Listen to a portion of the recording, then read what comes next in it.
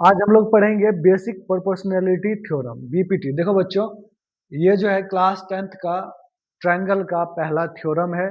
ठीक है, इसमें हम लोग ये पढ़ते हैं कि अगर कोई लाइन डी जो है वो बीसी के पैरेलल है, अगर ये डी लाइन जो है बीसी के पैरेलल है एक किसी ट्रायंगल में, एक साइड के पैरेलल अगर कोई लाइन ड्रॉ करेंगे तो बाकी बचे दोनों साइड को वो सेम रेशियो में डिवाइड करेगा, या ये कह सकते हैं कि बाकी साइड का जो रेशियो आएगा इस लाइन को डिवाइड करने की वजह से वो प्रोपोर्शनल आएगा। रेशियो क्या आएगा? सेम आएगा, है ना। तो देखते हैं इसका प्रूफ कैसे होगा। अब फिर से मैं समझा देता हूँ, डी जो है बीसी के पैरेलल है, तो जिस रेशियो में इसको बांटेगा उसी रेशियो में इसको बांटेगा। मतलब यहाँ अगर आप मान लोगे 3 और ये 5 है, तो ये भी होगा 3 और ये क्या हो जाएगा 5। तो इसी को हम लोग बोलते हैं बीपीटी या बेसिक प्रोपोर्शनलिटी थ्योरम, या इसको बोलते हैं, इसका नाम है एक मैथमेटिशियन के नाम पे, थेल्स के नाम पे, इसको हम लोग बोलते हैं थेल्स थ्योरम। समझ में आ गया होगा। तो इसका हम लोग प्रूफ पढ़ेंगे। तो प्रूफ में क्या पढ़ोगे? सबसे पहले ये देखो एडी और डीबी लाना है, तो इसमें कंस्ट्रक्शन करना पड़ेगा आपको। सबसे पहले कोई भी चीज का हम लोग प्रूफ पढ़ते हैं तो हम लोग यहाँ लिखते हैं कि गिवन क्या है। तो गिवन आपका क्या है, बोलो गिवन क्या है? तो गिवन है आपका ये डी पैरेलल बीसी है। कभी भी थ्योरम प्रूफ करोगे तो सबसे पहले क्या लिखोगे? गिवन क्या है। गिवन अगर लिख दोगे उसके बाद क्या करना है? दूसरे स्टेप पे क्या लिखना है बताओ? दूसरे में लिखना है टू प्रूव। प्रूव क्या करना है? तो प्रूव करना है भाई यहाँ पे कि एडी बाई, बताओ, एडी बाई बीडी, या डीबी लिख सकते हो, और इधर लिखना है एई बाई ईसी। आप इसको डीबी लिखो, ज्यादा समझ में आएगा अच्छे से। मतलब AD by DB, AD by DB is equal to A by E C, ये हमें प्रूफ करना है। ठीक है, उसके बाद थर्ड क्या लिखोगे? तो थर्ड में लिखना है कंस्ट्रक्शन। कंस्ट्रक्शन में क्या क्या करना है ये लिखना है। कंस्ट्रक्शन में क्या क्या करोगे? तो कंस्ट्रक्शन में करना क्या, एक यहाँ से परपेंडिकुलर इस पे डालना, क्योंकि एरिया निकालना है। इसमें क्या निकालना पड़ेगा? एरिया, और एरिया का रेशियो लेना पड़ेगा। इधर से इसको हम लिख लेते हैं एम, यहाँ से यहाँ पे परपेंडिकुलर डालोगे, इसको लिखते हैं डी एन। ठीक है, तो दो परपेंडिकुलर डालेंगे, उसके बाद सी से डी को ज्वाइन कर देना है। ऐसे सी को डी से क्या करोगे? ज्वाइन करोगे, और यहाँ से बी को ई से ज्वाइन करोगे। ठीक है, तो अब समझना, अब कंस्ट्रक्शन में लिख दोगे क्या हमने क्या किया बताओ? हमने क्या? Join E M and join E M, और ई एम क्या है बोलो? ई एम परपेंडिकुलर है किसके ऊपर? ए डी के ऊपर। उसके बाद डी एन, डी एन क्या है? परपेंडिकुलर है किसके ऊपर? ए ई के ऊपर। डी एन क्या है? ए ई के ऊपर परपेंडिकुलर है। ठीक है, उसके बाद ज्वाइन कर दो, यहाँ से ज्वाइन करो बी को एंड सी डी को ज्वाइन कर दिए। ठीक है, अब इसमें एक चीज याद रखना, ये दोनों पैरेलल है और इस दोनों ट्रायंगल का बेस सेम है ना, बेस सेम है। मतलब तुम्हारा बी डी ई जो ट्रायंगल है उसका बेस भी क्या है? डी है, और यहाँ पे सी डी ई जो है उसका बेस भी क्या है? डी है। ठीक है, तो अब यहाँ से स्टार्ट करेंगे प्रूफ। थर्ड स्टेप क्या लिखोगे? थर्ड स्टेप तो लिख ही दिए। फोर्थ स्टेप के, चौथा स्टेप क्या लिखेंगे? फोर्थ स्टेप लिखेंगे प्रूफ। प्रूफ में स्टार्ट करते हैं, तो यहाँ पे लिखेंगे in triangle A D E. A D में क्या लिखोगे? Area of triangle A D. In triangle A D में क्या लिखेंगे? कि area of triangle A D. Area of triangle A D क्या आएगा बताओ? बताओ, तो ये आएगा 1/2, बेस इसका ए डी हो जाएगा 1/2 बेस ए डी, और हाइट क्या आएगा? ई एम आएगा। तो इसलिए इक्वेशन फर्स्ट हो गया हमारा। ठीक है, फिर अब इसका एरिया निकालो। तो याद रखना, अगर ऑब्ट्यूज ट्रायंगल का हमको एरिया निकालने का पड़ेगा जरूरत, तो जैसे ये कोई ऑब्ट्यूज ट्रायंगल है, जैसे ये वाला, ये फिगर ऐसे समझो, इसका हमको एरिया चाहिए ये वाला का, हम परपेंडिकुलर ये ले लेंगे। समझ गया? तो यहाँ से अगर मान लो ये हमारा डी है और ये बी है, डी है, ये क्या है? बी है, बी है, डी है, और ये हमारा एम है, और ये ई है। तो जब इसका एरिया निकालेंगे तो बेस ले लेंगे बी डी और हाइट ले लेंगे ई एम। बेस क्या? बी डी और हाइट ई एम। तो यहाँ से क्या आएगा? Area of triangle B D E is equal to क्या आएगा? 1/2 बेस क्या आएगा? बी डी आएगा, और हाइट क्या आएगा? बोलो, हाइट आएगा ई एम। ये हमारा इक्वेशन 2 आ गया। ठीक है, अब क्या करोगे? इक्वेशन 1 को और इक्वेशन 2 को क्या करोगे? डिवाइड करोगे। ठीक है, तो यहाँ से जैसे इक्वेशन को यहाँ लिखोगे, from on dividing, on dividing equation first by second, जैसे डिवाइड करोगे इसको तो ये कुछ मिलेगा ऐसे, area of triangle A D E by area of triangle B D E. इन दोनों का रेशियो आ जाएगा यहाँ से, देखो EM यहाँ लिख दो, पहले जो जो आया हुआ सब लिख दो, AD इंटू EM आएगा, और नीचे भी क्या आएगा 1/2 BD इंटू EM आएगा।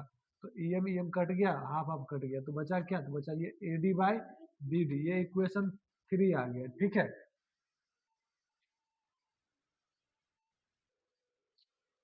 इधर जो है अब सोचेंगे क्या, यहाँ पे देखो AD/BD आ गया, इस वाले देखो पहले क्या करोगे, पहले इस वाले ट्रायंगल का एरिया और इस वाले ट्रायंगल का एरिया का रेशियो ले लेना है, ये वाला ट्रायंगल का एरिया का रेशियो और इसका ट्रायंगल का एरिया का रेशियो ले लेना है।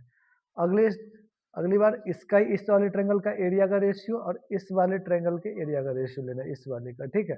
ये ऐसे कुछ दिखाई दे रहा होगा, ऐसे ये ऐसे ये वाला तो ये हमारा क्या हो जाएगा, ये हो जाएगा D, ये हो जाएगा E, ये हो जाएगा C, इसका एरिया निकालना है, ठीक है। इसका रेशियो लेना है, तो यहाँ इसका हाइट क्या है, यहाँ से बताओ, ये DN है, DN इसका हाइट हो जाएगा, मुझे इसका एरिया चाहिए यहाँ पे, ठीक है, और एक इसका AED का।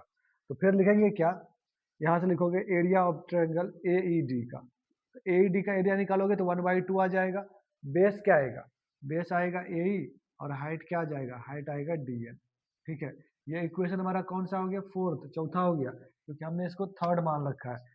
और फिर सिमिलरली ऐसे ही एरिया ऑफ ट्रायंगल किसका निकालेंगे, CED का, CED का एरिया निकालोगे तो 1/2 आएगा, और बेस हमारा CE आएगा, और हाइट हमारा क्या हो जाएगा, बोलो, हाइट हमारा वहाँ पे DN ही होगा, हाइट बाहर का ही लेते हैं, बेस CE आएगा लेकिन हाइट हमारा बाहर का, इसका बेस CE आएगा लेकिन हाइट यहाँ पे ये वाला लेंगे, ठीक है।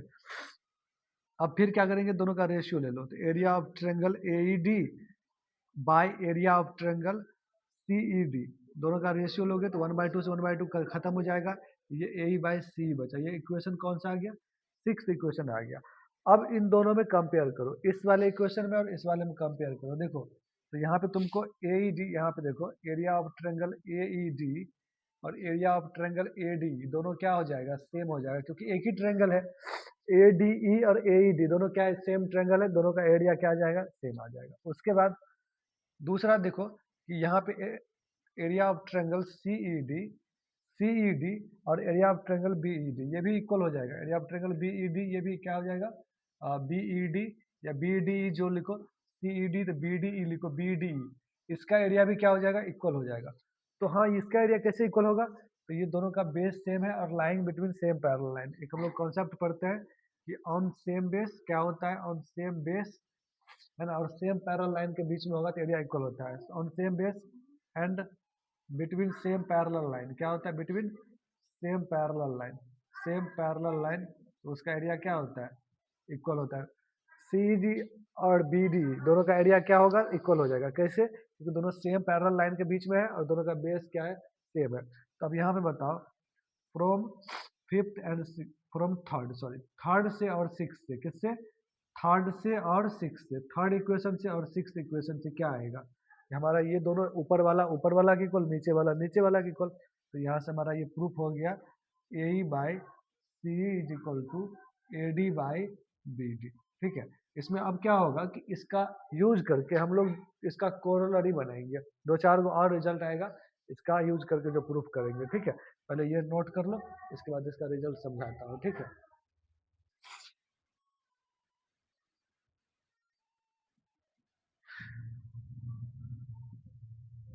ये साला कौन गाना बजा रहा है,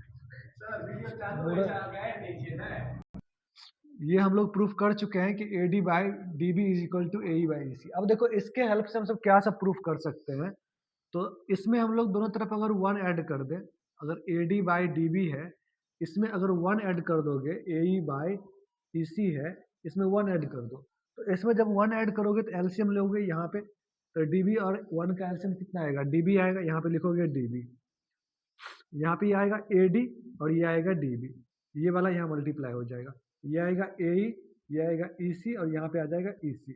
अब मुझे बताओ कि AD और DB को जोड़ने से क्या आएगा, AD और DB को जोड़ने से क्या आ रहा है, AB आ रहा है, मतलब एक रिजल्ट आ गया AB/DB बराबर है, इक्वल है किसके, AE/EC को जोड़ोगे तो क्या आएगा, AC/EC के, मतलब ये भी रिजल्ट याद रख सकते हो कि ये पूरा लंबाई AB और छोटका लंबाई कौन सा, DB, फिर इधर पूरा लंबाई AC, मतलब पूरा लंबाई AB आ गया और छोटका लंबाई BD, के, और इधर रेशियो क्या है, पूरा लंबाई AC और छोटका लंबाई C है ना, C, इसके ये बराबर है। एक रिजल्ट ये आ गया, मतलब एक रिजल्ट तो वो था और ये दूसरा रिजल्ट आ गया।